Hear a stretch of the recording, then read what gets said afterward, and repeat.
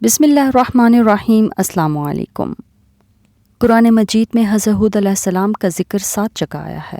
قرآن مجید میں ہود علیہ السلام کے نام پر ایک سورت ہود بھی موجود ہے۔ قوم عاد کا ذکر 9 سورتوں میں ہوا ہے۔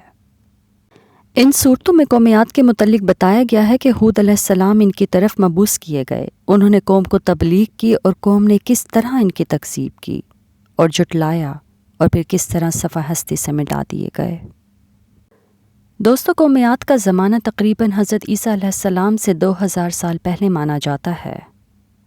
قوم عاد والے بت پرست تھے اور اپنے پیشے کے لحاظ سے قوم نوح کی طرح صنم پرستی اور بت پرستی میں ماہر تھے۔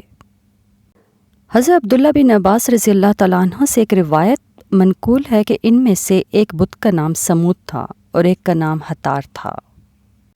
قوم عاد اپنی مملکت کے سطوت و جبروت، جسمانی قوت و طاقت کے غرور میں ایسے مشہور ہوئے کہ انہوں نے اللہ تعالیٰ کو بالکل ہی فراموش کر دیا اور اپنے بتوں کو مان کر ہر طرح کے شیطانی اعمال بے خوف و خطر کرنے لگے۔ تب اللہ تعالیٰ نے ان میں سے ایک پیغمبر حضرت ہود علیہ السلام کو مبعوث فرمایا۔ حضرت ہود علیہ السلام سب سے معزز شاخ خلوت کے ایک شخص تھے۔ سرخ سفیدی مائل اور وجیح تھے اور ان کی داڑھی بڑی تھی۔ انہوں نے اپنی قوم کو اللہ تعالیٰ کی توحید اور اس کی عبادت کی طرف دعوت دی اور لوگوں پر ظلم کرنے سے روکا، مگر عاد نے ان کی بات نہ مانی اور ان کو سختی سے جھٹلایا اور غرور تکبر کے ساتھ کہنے لگے، ہم سے زیادہ طاقتور اور شان و شوکت والا کون ہے بھلا؟ مگر حضرت ہود علیہ السلام مسلسل اسلام کی تبلیغ میں لگے رہے اور وہ اپنی قوم کو عذاب الہی سے ڈراتے رہے اور قوم نوح کے حالات تباہی کے اسباب سے بھی انہیں آگاہ کرتے رہے۔ قوم عاد میں ایماندار چند ہی افراد تھے، باقی تمام سرکش اور گمراہ لوگ تھے۔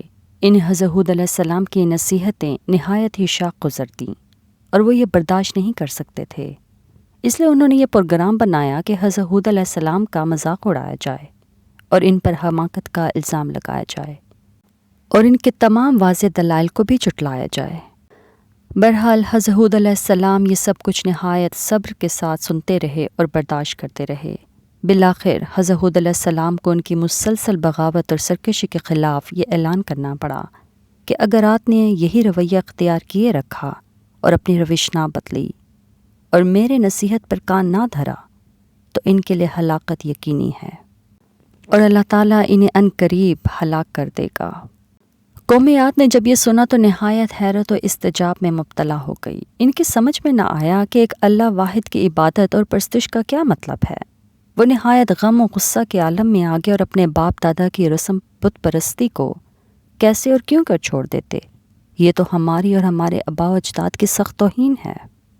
پھر حضرت ہود علیہ السلام سے بگڑ کر کہنے لگے، تو ہمیں روز روز جس عذاب کی دھمکی دیتا ہے اور ڈراتا ہے اور یہ کہتا ہے کہ یہ تمہارے اوپر بڑے دن کے عذاب آنے سے ڈرتا ہوں، تو اے ہود، اب ہم تیری روز روز کی نصیحتیں نہیں سن سکتے۔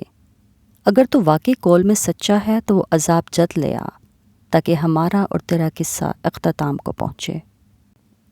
اس کے جواب میں حضرت ہود علیہ السلام نے فرمایا کہ اگر میری مخلصانہ نصیحتیں راست نہیں آتیں تو بسم اللہ، جس عذاب کا تم کو شوق ہے وہ دور نہیں۔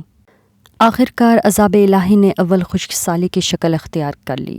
قوم عاد گھبرا گئی، پریشان ہوئی اور عاجز و لاچار نظر آنے لگی۔ حضرت ہود علیہ السلام نے ایک بار پھر ہمدردی کے سبب ایک مرتبہ انہیں سمجھایا کہ راہ حق اختیار کر لو، میری نصیحت پر عمل کرو اور یہی نجات کا راستہ ہے، دنیا میں بھی اور آخرت میں بھی، ورنہ سوائے پچھتاوے کے کچھ ہاتھ نہ آئے گا۔ لیکن اس بدبخت اور بد نصیب قوم پر کوئی اثر نہ ہوا، بلکہ پیغمبر سے بغض میں مزید اضافہ ہو گیا۔ تب ایک ہولناک عذاب نے ان کو آ گھیرا۔ 8 دن 7 راتیں تندو تیز ہوا کے طوفان نے انہیں تہ و بالا کر دیا۔ انسان جو اپنے جسمانی قوت کے گھمنڈ میں سرمست تھے، اس طرح بے حس و حرکت پڑے تھے کہ جیسے آندھی سے تناور درخت بے جان ہو کر گر جاتا ہے۔ الغرض یہ کہ اللہ تعالیٰ نے انہیں صفحہ ہستی سے مٹا دیا تاکہ آنے والی نسلوں کے لیے عبرت بن جائیں، اور جس عذاب کے مستحق تھے انہیں دنیا اور آخرت میں ان پر مسلط کر دیا۔ چنانچہ قرآن مجید میں ان پر عذاب کی تفصیل کچھ اس طرح سے بیان کی گئی ہے۔ عاد قوم نے جھٹلایا، پھر کیسا رہا میرا عذاب اور میرا کھڑکھڑانا۔ بے شک ہم نے بھیجی ان پر ہوا تند اور ایک نحوست کے دن جو ٹلنے والی نہ تھی، اکھاڑ پھینک کر لوگوں کو گویا وہ جڑیں ہیں کھجور کی اکھڑی پڑی، پھر کیسا رہا میرا عذاب اور میرا کھڑکھڑانا۔ چنانچہ حضرت ہود علیہ السلام اور ان کے پیروکار اللہ کی رحمت و نعمت میں عذاب الہی سے محفوظ رہے۔ دوستو، یہ ہے عاد اولیٰ کی وہ داستان جو اپنے اندر ہزاروں عبرتیں اور نصیحتیں لیے ہوئے ہے اور اللہ برتر و بالا کے احکامات کی تکمیل اور تقوی و طہارت کی دعوت دیتی ہے، وقتی عیش اور غرور کے نتیجے میں مذاق اڑانے سے ڈراتی اور باز رکھتی ہے۔ دوستو، امید ہے آپ کو واقعہ پسند آیا۔ مزید واقعات کے لیے ہمارے ساتھ جڑے رہیے۔ اللہ نگہبان۔